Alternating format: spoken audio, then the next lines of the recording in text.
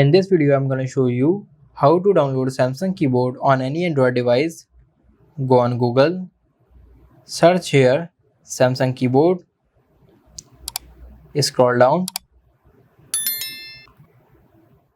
tap on this website, simply scroll down, tap on this button,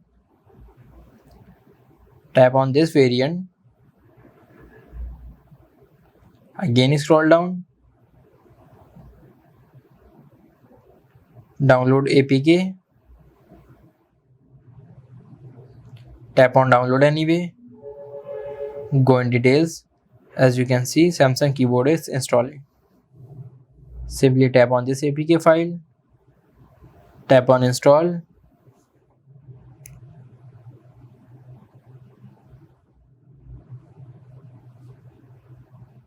Now go back.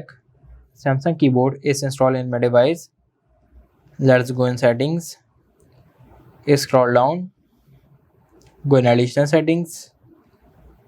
Go in language and input. Go in manage keyboards. Tap on Samsung keyboard to turn it on.